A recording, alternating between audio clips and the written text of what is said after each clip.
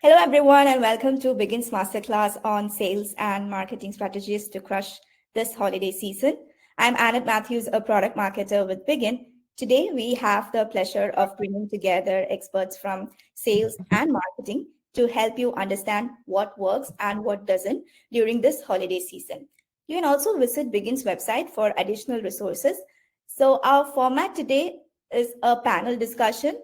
So, we will be asking about 11 questions to the panelists, and this might take almost 45 minutes. After that, if you would like to ask any questions, we have a Q&A tab that is there at the top left corner of your screen. So you can just put in the questions there so that the experts will take some time towards the end of the session to answer them. Now, with that, I think we can introduce the experts.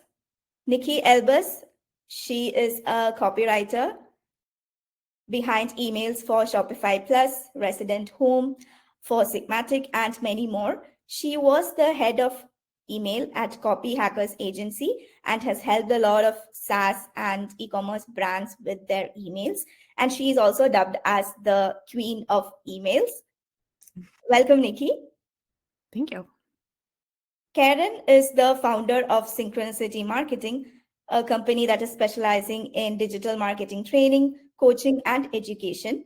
With over 2 decades of experience in data-driven digital marketing, she has contributed to digital marketing strategy and performance improvements for thousands of marketers from Google, Disney Consumer Products, City National Bank, and many more. Welcome, Karen, to this webinar. Thank you so much. And Joel is the director of sales at Zoho and has been in the sales industry for almost 15 years.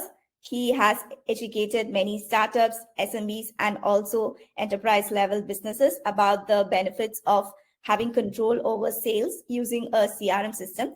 And he was one of the first few account managers to build Zoho's presence in the US sales marketing, discovering all US territories such as the Central, Mountain, Pacific, and Eastern territories. Hi, Joel. Welcome. Thank you. Thank you so much, everyone, for joining. We are so excited to have you all here today.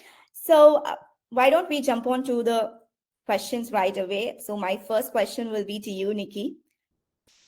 So it is actually very well known that holidays are the most crucial time for many businesses. And the landscape, however, seems to change from year to year. So in your perspective, what is the one major shift in consumer behavior that businesses should pay attention to? Okay, so I know you said one shift, but I have 3. Please go ahead. The reason I chose 3 is because I feel like this year is such a unique year. It's very different than, again, like you said, every year is unique, but this year has some extra unique things. So the first thing is relevant only for companies working with US audiences. But the number one thing is for them is that election season is starting. It already started, but typically will begin, Black Friday pre-sales and things like that in the beginning of November. We don't know what's going to happen. We don't know how people are going to be feeling. We don't know what they're emotionally going to be like. We don't know how they're going to be feeling about the economy based on all the election results. So that's just one interesting shift that luckily is solved by number 2. The fact that Thanksgiving this year and Black Friday this year are so late in November means that we still have a really nice buffer from after election season to holiday season. So whereas we kind of missed that beginning of November, we do still get enough weeks to give the pre-sales and things like that because because Thanksgiving is so late. It's still a shorter holiday season from Thanksgiving till Christmas, New Year's, but it still works because you could still do the pre-sales and you could work things out. So that's just something to keep in mind, though, that if people are really focusing on like the gifting and those sort of campaigns, you do have to just shift the way you're scheduling things a little bit. So that's number 2. And then number 3, what's number 3? Oh, just the economy in general. It's not great right now. People are not excited about it. So that's just something that's going to be affecting things. Cool. So as a follow-up, how do you think brands can adapt to these changes to engage to their audience better? So like I mentioned already, sorry, with the shorter the elections and the longer November, that kind of solves itself. In terms of the economy, what's interesting is that there have been studies that show that it's not that people stop spending when they're worried about the economy, they just spend differently. They spend on smaller luxuries instead of on bigger luxuries. So, bundling things, upsells, just trying to like improve your AOV instead of, selling those higher ticket items, instead just trying to how about this extra item for yourself, this little luxury buy-in kind of thing. You're buying a gift for them. How about, treat yourself? Smaller things bundled together could be a great solve that people will still be spending. They're just tapping into the way they're spending differently when they're worried about the economy. And in the light of this shift, Karen, my next question is to you. So what marketing channels do you think will be most effective for reaching customers this year? And are there any newer or lesser used channels that could make a difference for this shift? Well, we're still going to see heavy use of email. That is very much the workhorse, if you will, of digital marketing, tried and true. But I think we're going to see an even greater rise in the dual effort of SMS and email. And just over the last, couple of years, especially since the pandemic, we've seen such a huge uptick in the acquisition of mobile numbers and the opt-in requests, for SMS. And so it really is like a 1-2 punch for many marketers to reinforce their email campaigns with SMS messaging and campaigns. But they're doing it a little differently. They're doing SMS, I should say, differently than email because it's much more expensive. So there should be an effort made to segment the best customers, probably on buying behavior more than anything else. And they're going to get some exclusive offers in one channel that might not show up, say, in that primary channel of email. And then I think the other thing that's really underutilized and we're going to see more of, and I'm seeing some brands stepping up their efforts here, is mobile push. So for any brand that has a mobile app, they're going to be sending more notifications. They're probably going to be doing some flash sales, some limited time offers, limited inventory offers. We've seen some of those strategies done in previous years for Black Friday, Cyber Monday, and holiday. But I hope this is an encouragement and inspiring to some of you out there. Think this through ahead of time, because Nikki made these amazing points about timing this year that we do have in the US, later Thanksgiving holiday, which is usually the kickoff for a lot of these. We've got a big, chunk of time between the US presidential election and Black Friday. So think about, a stratified tiered offer strategy. Think about when you want revenue goals to be met. You're going to push it all earlier.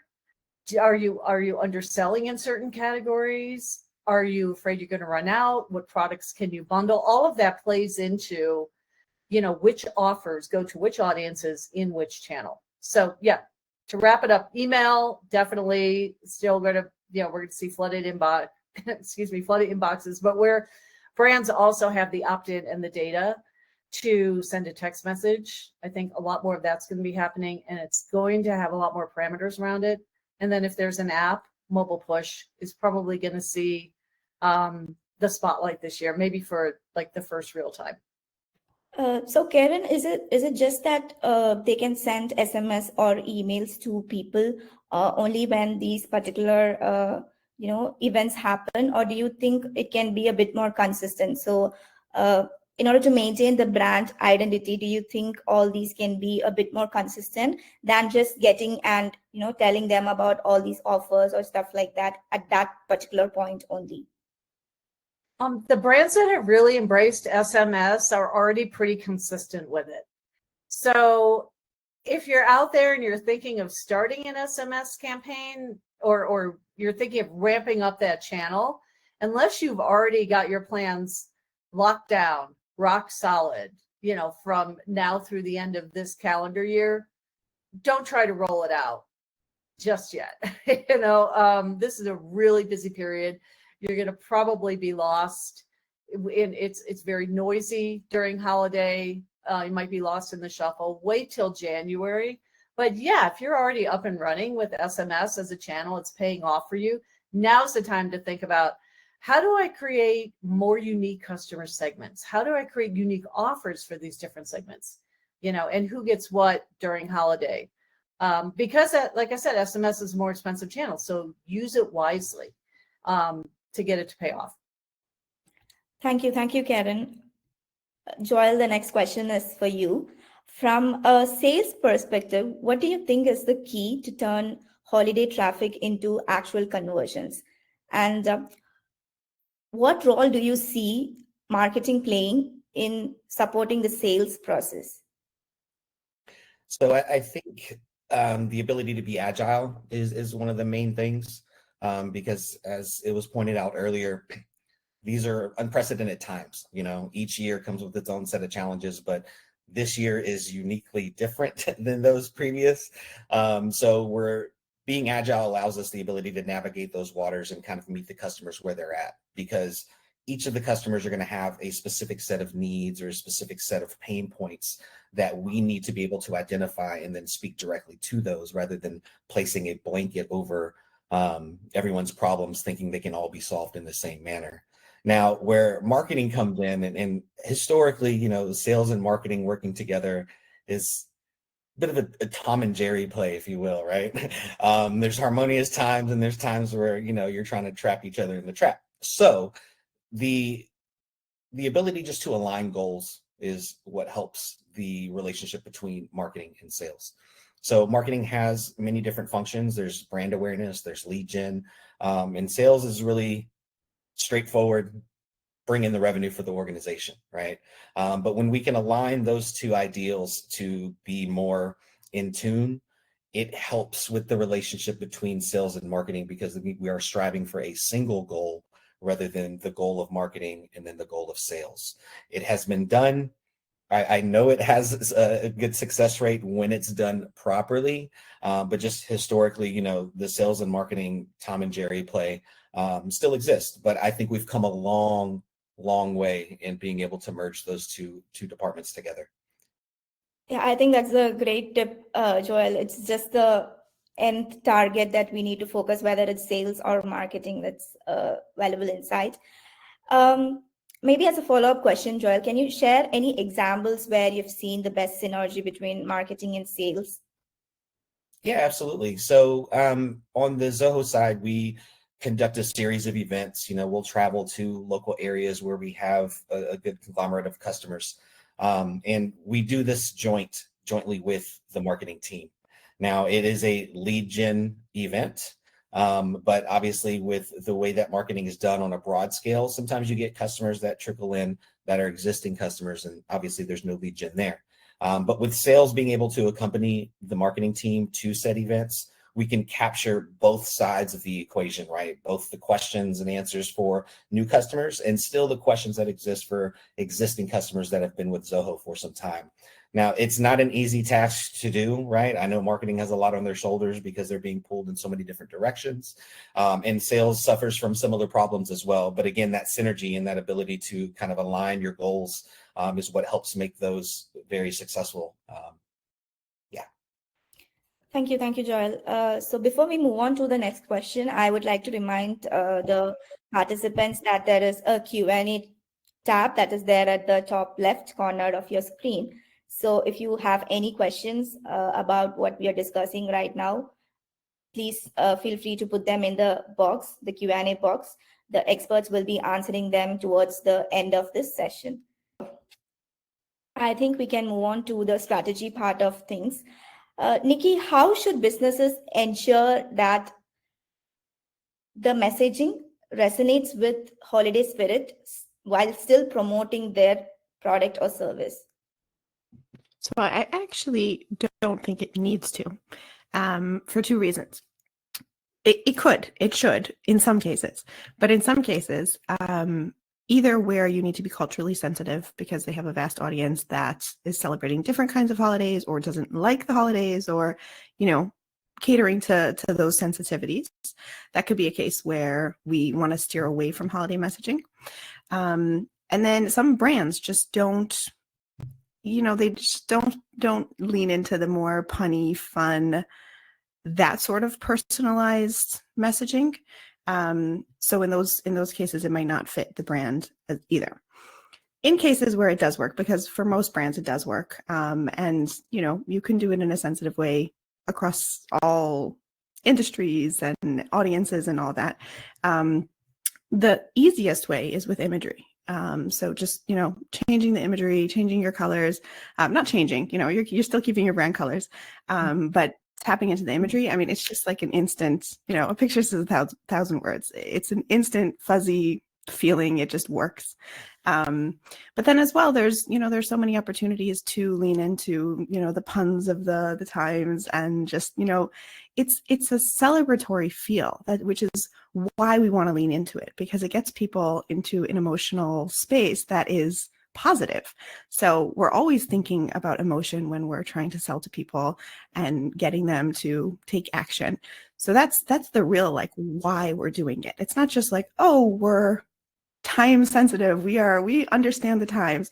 It's really that the why behind it is that we want to get people into this mode of feeling generous, happy, celebratory. So any positive messaging, any holiday spirit, that sort of thing just works very, very nicely.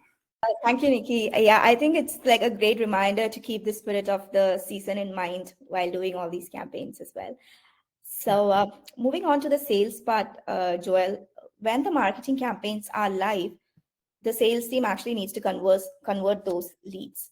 And what will be your advice for the sales team on closing more deals during this holiday time?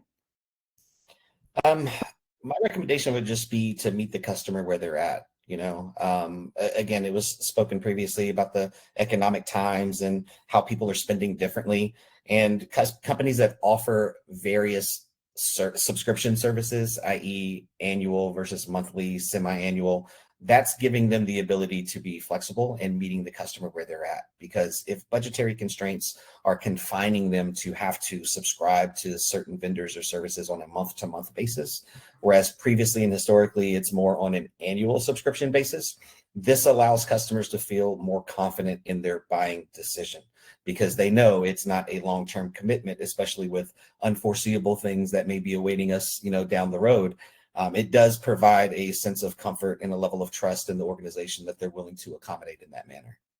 So thank you, Joel, for that. I think practical tips like this actually make a big difference when it comes to sales. And as a follow-up question, so once the holiday season wraps up, how do you think the sales team should evaluate the performance of the campaigns? I mean, what key metrics do you think they should focus in order to determine the success of their efforts?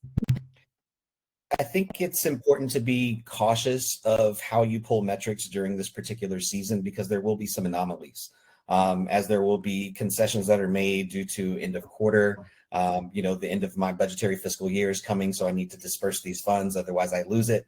So these things will pop up, and while we benefit from these, it's not something that you can necessarily hang your hat on to plan for the next year, right? Because the next year we don't know yet, because it has yet to happen.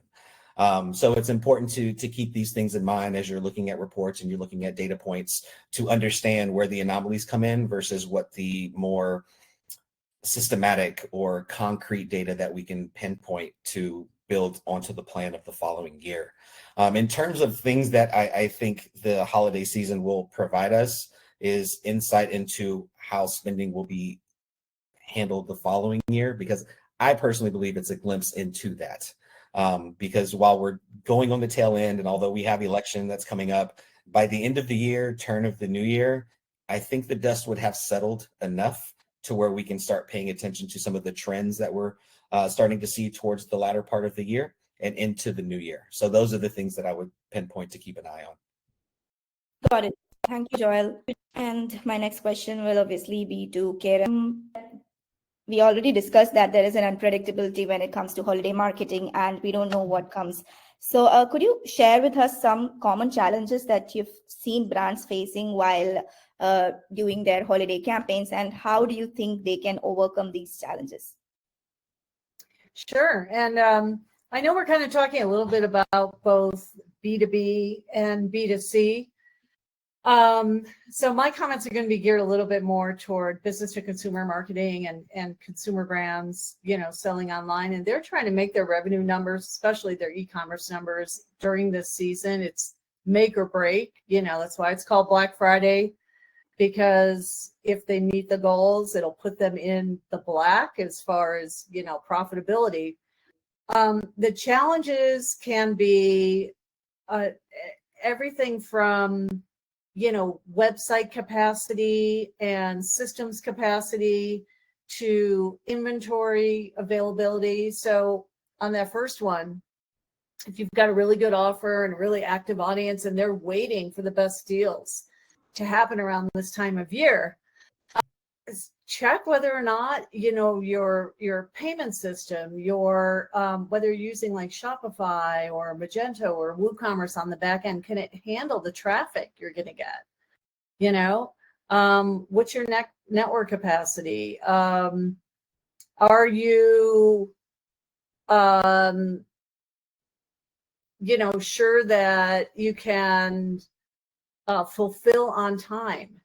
What about shipping capacity? All of that plays into some of the challenges that marketers face. And those might be a little bit more operational and a little bit more e-commerce versus marketing related. But the last thing you want is the high quality problem of your marketing, hitting a home run, knocking it out of the park, and your infrastructure can't handle it. The second thing is, do you have the inventory? So if you're promoting specific products, bundles of products, sometimes there's holiday exclusives, certain products that are only created at this time of year or available this time of year. Do you actually have enough to, be able to fulfill all the orders? And if you're creating some scarcity, then indicate to people that, we only have so many, limited inventory. If it sells out, it's gone. And if it does sell out, then the strategy should be, what are we going to offer instead? What is next, in our lineup to promote to people, when our most popular products, top sellers, whatever they might be, are gone. So these are some of the things that are just not anticipated enough ahead of time. I think another kind of problem on the opposite side of the scale is the marketing isn't working as it's not creating as much demand as you'd like. So now how do you create more urgency and demand, right? And that's where you have tiered offers, you have step up or step down discounts in place, you have flash sales come in. So, if you have, like I said, the high quality problem of you're selling out of things, your offers are working great, your audience is super responsive, you might have operational issues. If you have the problem where the offers and the incentives aren't working great, and like other, panelists have said, Joel and Nikki said, people might be willing to spend, but they're not going to spend the same way. They still want the deals. They still want the best price of the year, but you might need to package and productize a little differently. The wrapping of how you merchandise what you have, even on the site, might need to be a little different to get them over the finish line, pull the trigger and open their wallets. And again, that's where we lean more heavily on marketing to do the job of creating the urgency, communicating deadlines, communicating limited inventory, bundling products in different ways, and having, step up or step down discount strategies. Thank you, Karen. I think identifying the challenges is the first step in overcoming those. So yeah, those points were really insightful. Now, as a wrap-up question, this is for all the three of you. So what will be your one top advice for businesses looking to make the best out of their holiday season? Let's start with you, Nikki, followed by Joel and then Karen. Okay. My number one, always, anytime anyone's like, okay, what's the number one holiday tip? It's always to think about after the holidays, because generally you're spending a lot to get new leads, to get new customers, and then there's so much effort put into it. You're planning your campaigns, you're staying up all night, making sure everything is working right, and then nothing. So it's very, very, very important to keep nurturing these new customers, to retain them, and to get them to continue buying. We all know LTV, lifetime customer value is like the metric when you're acquiring new customers. So just, Karen mentioned SMS. Once you have that channel in place, giving replenishment texts is such a winner. It works so well, especially if you're doing two-way or really using the personalization data, what they already bought, and you're timing it perfectly to when they could replenish, or an upsell to something that works really well with what they bought. Those kinds of things work beautifully and really just continue to nurture that relationship. On the operational side, if you are having operational issues, then communication becomes hugely important, where you can, say like, oh, sorry that it didn't come in time. Here's what we're doing about it instead, or here's the problems we were having, so that, you're basically just keeping in mind the customer relationship and not just focusing on the holiday sales and the budget and whatever is happening. If there are problems, fixing them. And if they are great and they're super happy, then continuing that relationship and getting them to, purchase and continue or refer you, or just continuing that relationship, thinking about the customer journey versus just that one sale. I think Joel. Yeah, my turn. Even though Nikki took one of my points. No, I'm just kidding. For me, one of the biggest takeaways would be communication, right? Because that saying goes, you only get one chance to make a first impression. And while all of the communication is geared towards the holiday season, and again, leaning into the sensitivity aspect of, who celebrates what, and some may not even acknowledge certain holidays, we have to be aware that the communication allows us the opportunity to continue the conversation beyond the holiday season. Because once that communication goes out, you're pretty much setting the precedence for how communication thereafter is going to be expected to be continued. So for me, it's just allowing yourself the ability to have a continuation with the communication beyond the holiday season, because holidays are only for a short time, right? Like, they're called seasons for a reason. So giving us the freedom to be able to continue communication and contact beyond that is super duper important. Thank you, Joel. Karen, your turn. Thank you. And Nikki, yeah, you absolutely hit the nail on the head with think about what comes next. So I totally agree, but to give something different, I'm going to give a really tactical recommendation, and this is my number one, and that is get your data and list house in order. And what I mean by that is, we have these huge customer files, and we have email subscriber files that might include people beyond customers. They're prospects, or they just signed up for email and SMS off the website, but they haven't bought anything yet. Please segment, stratify them, and clean those contacts. What a lot of companies will do before holiday is they'll do an email list hygiene process, and there are many great vendors out there. I'm not going to toss out any particular names, but they can see if the email address is still valid. They could, and then you can see, hey, what's the open rate? What's the open frequency and the click frequency on some of these email addresses I've been gathering? Are some of them growing cold and getting stale? And if so, I might want to segment them out and not include them in my holiday marketing, because there's so much traffic in inboxes and ISPs are so overwhelmed. You don't want to ding your chances at deliverability. By the same token, you want to look at who your best customers are, right? And we do this by analyzing purchase data, looking at, number of purchases, recency, the dollar amounts. There's well-known analyses in that area that can be done, because we want to reward the best customers. But then we want to look at the ones who are really engaged with our channels of communication, whether email, SMS, or both. and incentivize them, and maybe give them a different treatment that's going to get them over that point of just always watching and thinking about buying and actually buying. So there's so much work we can do with our data, with our list. The first step is, clean it up. The second step is segment it by engagement level, customers versus prospects, and then prospects by who's really active, who's paying attention, and who's not.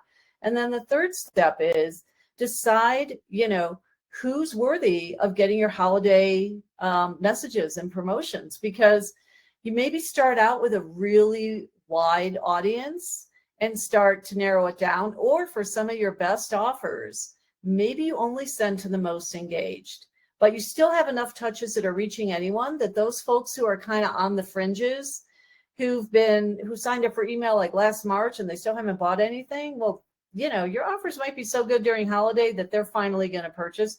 And then that goes directly to what Nikki and Joel said, which is figure out a strategy for keeping them engaged on a go-forward basis, especially into the new year.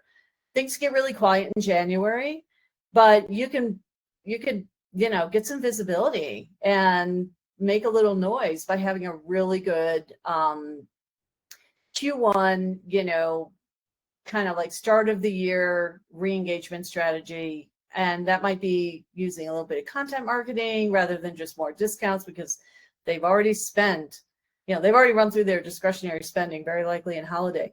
But in the beginning of the year is an opportunity to get them thinking forward and allowing them to get to know who you are better if they're brand new. Thank you, Karen.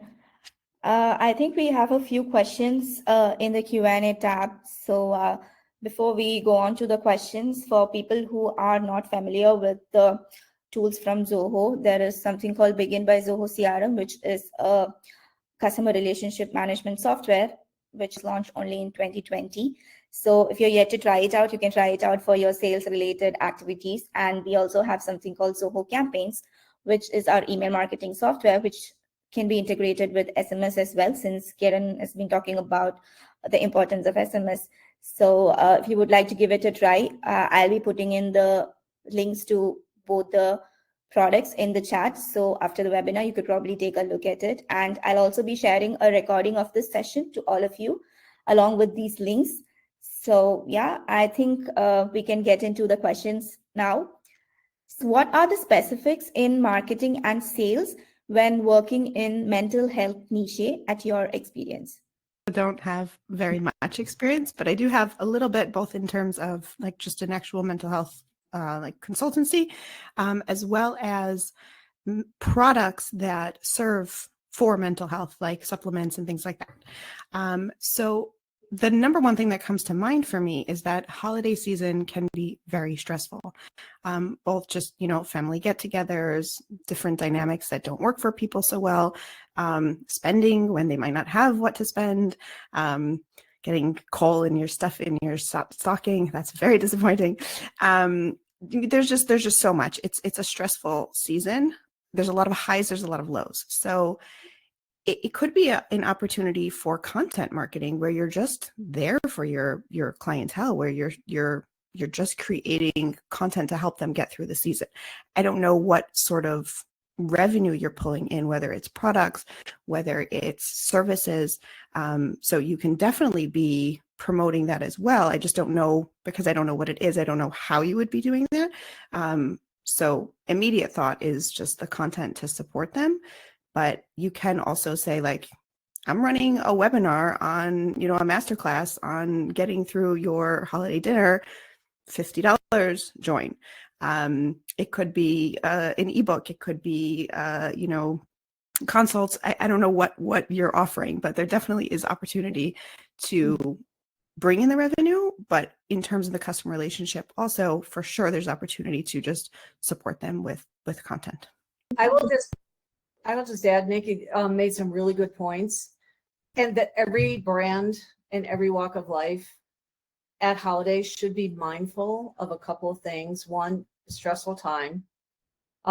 Two, some people are triggered by it because maybe they've had a recent loss and holidays can be different for them this year. So in your messaging, add some supportive content if it's relevant to your brand. We see a lot of messaging that's, entertaining tips and so forth. But if we're out there asking people to buy really heavily during this season, it's nice to have some breaks in that and just recognize who your audience is as human beings, having an experience at this time of year that isn't going to be the same for everyone. So that sensitivity is something to take into consideration. Thank you, Karen and Nikki. I hope the answer is helpful to you. And another question is, any tips for very small sales groups or companies of 1 to 5 people? I think, Joel, you can start with that. Yeah, this seems appropriate for me to answer. So I guess my tip would be to think big. A lot of conversations that we have with organizations of that size tend to revert back to that size as kind of a crutch to not think bigger, right? Think outside the box. Because while you are small, you are very agile. And putting things and systems in place in this moment will minimize, maybe even prevent things to go catastrophic level later, right? Because this organization is the thing that you don't want. So as your team starts to grow and you go beyond 5 people, think about if there's not a system in place, i.e. a CRM or a desk product or something along those lines, and you're trying to implement it after 2 years of 10 to 15 people functioning off of Excel spreadsheets. It's not going to be the easiest thing because you got to move data from one place to the other. And then more importantly, you have to consider adoption, right? The range of backgrounds from a company of even 1 to 5 on up to 15 to 25 scale very differently. So you have some older who aren't very tech savvy. You have some younger or who are extremely tech savvy, which could cause disruption in the adoption rate. And the last thing that people want is when they've been kind of in cruise control, doing what they're doing and having success in doing so, they get thrown a curveball and, here we have to learn this entirely new platform and introduce our entirely new process so that it fits the mold of this platform that we've elected to use. So long-winded answer, I'm in sales, it happens. But to sum it up, think big, think bigger than you actually are, because there is going to be a moment in time where you are that big. Is there anything else to add, Nikki and Karen? Would you like to add to it? I just assumed Joel would take it. Let me think. I'm like thinking from the email side of like the sales campaigns that I've created for sales teams. And I guess creating templates can be very helpful in terms of sales emails, but leaving room for personalization within them. And by personalization, I mean that the salesperson themselves feels comfortable with the template and creates their own voice to it.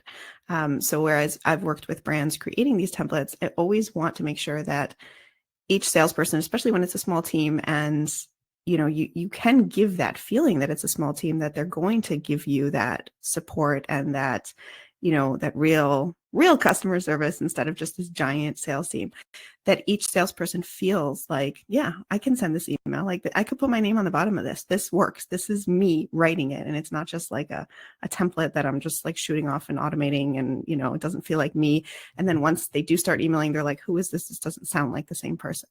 So, you do want to be automating, especially like, as Joel said, you will get bigger. So you do want to start the automation process, but you are small. So you can lean into that as well and have that really nice balance. Thank you, Nikki. Karen, do you have anything to add to it? I don't think I can add anything more to that great advice. Yeah, I would say you're in good hands doing what both Joel and Nikki suggested. Yes. So I hope the answer is conveyed to you, Diana. Thank you for the question. Moving on to the next one. What type of content strategy do you suggest in general when it comes to e-commerce for sending out email? So Karen, I think, yeah, you can start. Sure. Think about creating rests and breaks in your promotional holiday strategy with content that is helpful and relevant to your brand. So this could be all over the place. If you're an apparel company, it's the content marketing piece is how to put a great holiday look together. Now, by serving people with tips, strategies, ideas, you're also selling. You're selling by way of serving, which I've been preaching about for a very long time in the industry. So you're still putting the spotlight on your products, but the message is, here's how to use what I have. If it's household items, it's usually going to be things like entertaining tips. If it's travel, tons of people traveling at the holidays.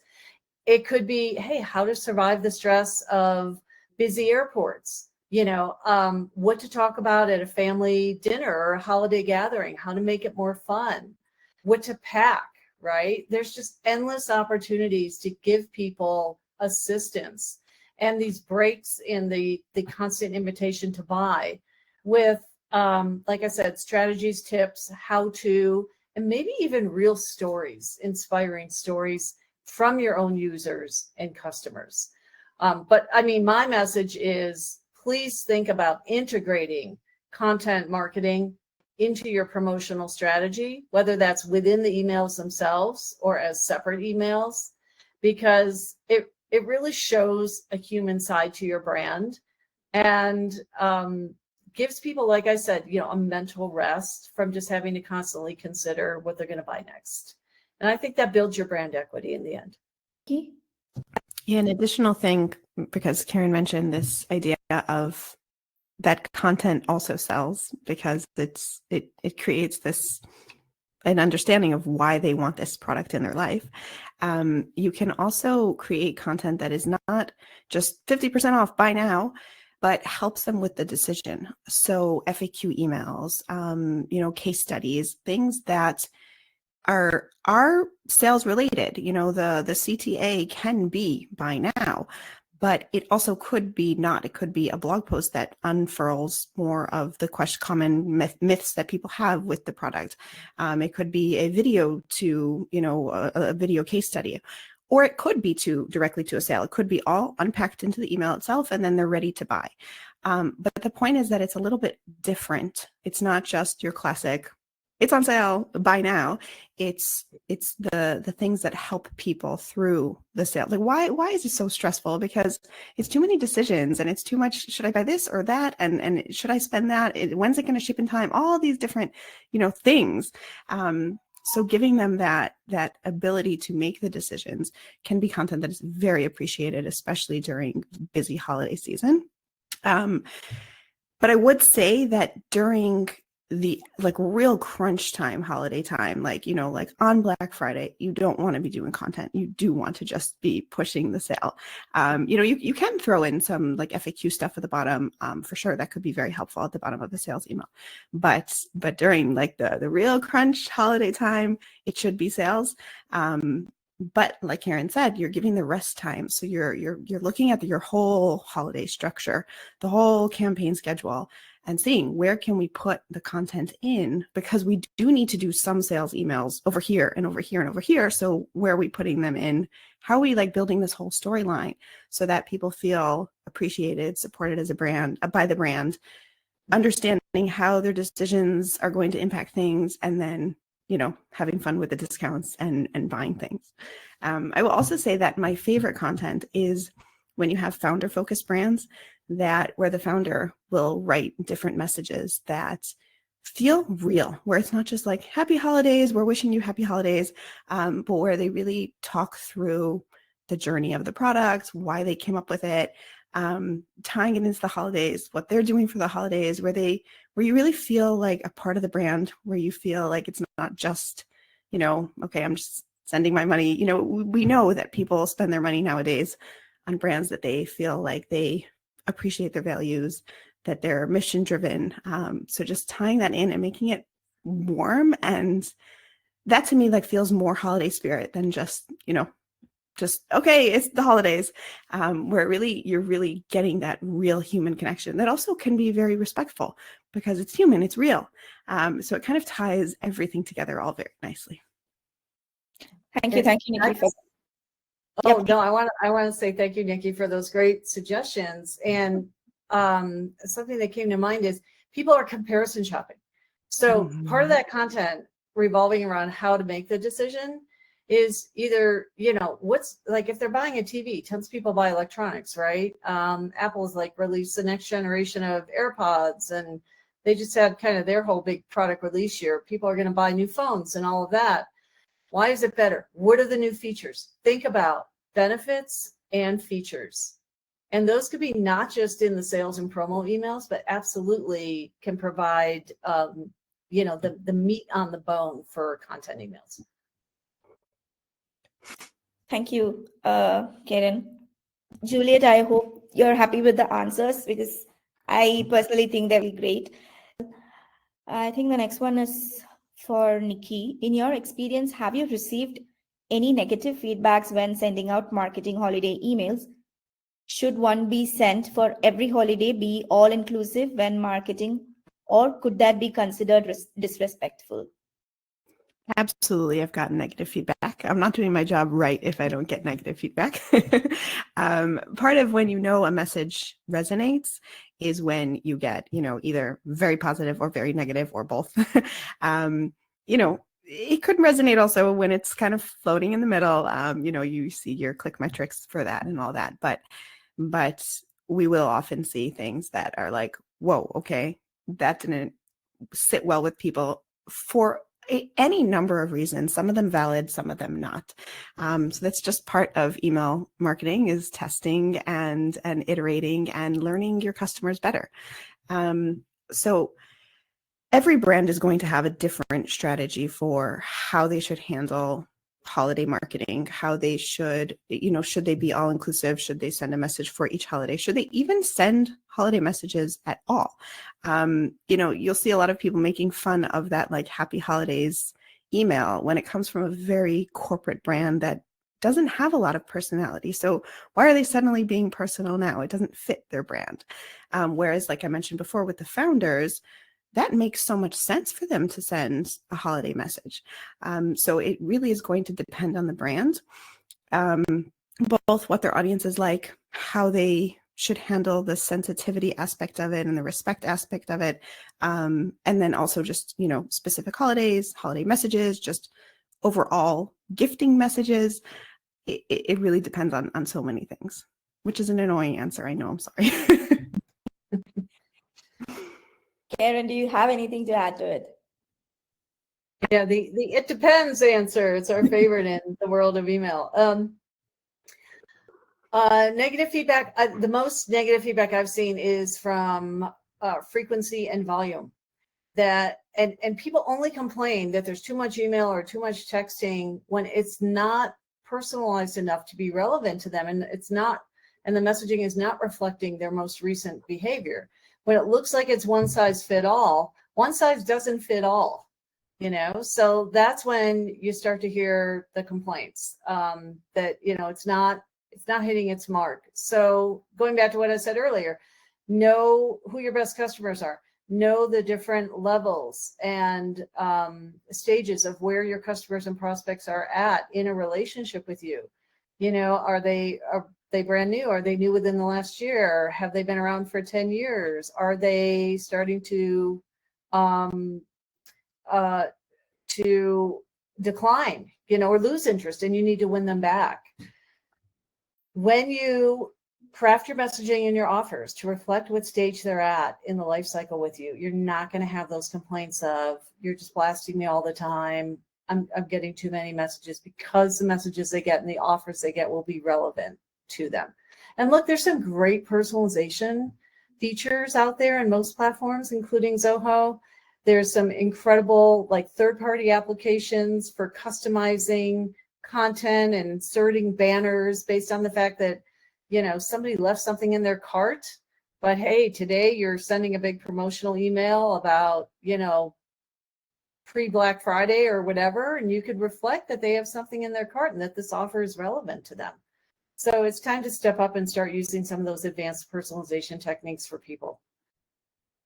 Yeah, and the next question, I think, Karen, can be connected to what you were talking about. So the question is, should there be an opt-in when it comes to holiday marketing? Well, if I'm understanding the question right, if you're at least, in the US where I primarily operate, and certainly in the European Union, lots of countries, we're only sending email to people who've already opted in. But what this question makes me think about is how much pass along are some of those messages and offers going to get to people who aren't already opted in? So what we typically see, somewhere in the bottom, like that, what we call the footer area, or this bottom administrative section of emails, might be a little call to action that says, hey, are you getting this from a friend? If so, opt in, join the list yourself. I think that's something that's nice to have, to always have. That should be like an evergreen part of a template. But Nikki, what do you think? Because you've been on the design side a lot more. I'm just wondering if the question is more on a holiday opt-in specifically, where you'll see people say, do you want to receive our holiday offers? If you don't, if this is triggering you, you can opt out here.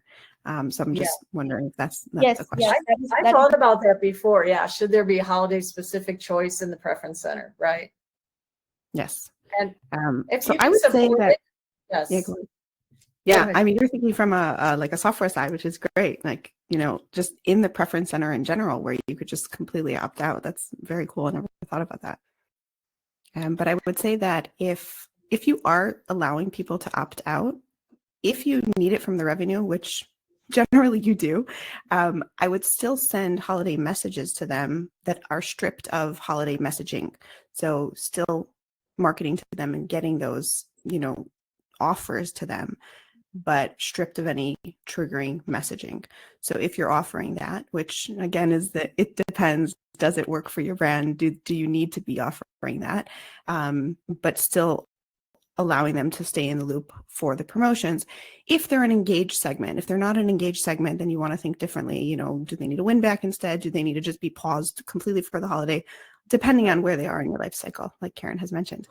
But I wouldn't just take people out, because typically you need your better customers, even if they can't, it's not great for them to get the holiday messaging. You still want them to see the offers. And just addressing that question from the standpoint of should there be a holiday opt-out, I cannot say yes, unilaterally there should be. But what this allows you to do is think about, what are your opt-out and opt-in choices? Do you have a snooze option, for example? Snooze for 30 days. That's going to cover a lot of the holiday period. If people have that option, and that's an omnipresent option that you always have available, then great. Then they can self-serve in that respect. But I would be very hesitant to advise anyone to give people too easy a way to opt out during the holiday period, because big segments of your list and your subscriber base, your customers, are really like, you want them to see your messaging at this time of year. You don't want to cut off a major revenue arm just to save a little face. You want to have other options in place where people can temporarily unsubscribe or snooze, for example, or maybe pick and choose if they want content emails, but they don't want promo emails. And if they select those options, if they dial it back during the holiday season, just track and understand who those folks are, so that in January you can go back to them and say, hey, do you want to adjust your preferences? Thank you, Karen and Nikki. I think that answered your question, Alondra, and I think the time is already up. Thank you, everyone, for your questions, and thank you to our experts, Nikki, Joel, and Karen, for joining us today. It was a really insightful session.